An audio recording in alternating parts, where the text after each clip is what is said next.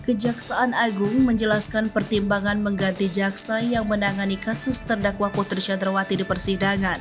Kepala Pusat Penerangan dan Hukum Kejaksaan Agung Ketut Sumedana membenarkan jika Jaksa Erna Normawati CS kini tidak tampil lagi di persidangan Putri Chandrawati. Namun Ketut menolak jika tidak tampil Jaksa Erna Normawati di sidang Putri Chandrawati dipersepsikan negatif. Ketut Sumedana menuturkan Jaksa Erna Normawati memang dipindahkan karena ditempatkan untuk pekerjaan dan perkara yang jauh lebih penting.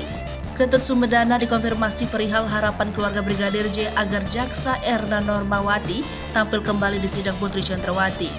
Menurut Ketut, penunjukan tim jaksa penuntut umum dilakukan berdasarkan kemampuan dan keahlian bukan tuntutan.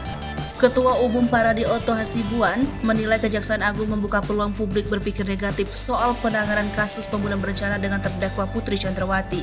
Pasalnya, Kejaksaan Agung tidak mengungkapkan alasan kenapa Jaksa Erna Normawati dan timnya yang begitu agresif dalam sidang Putri Chandrawati tiba-tiba ditarik alias diganti.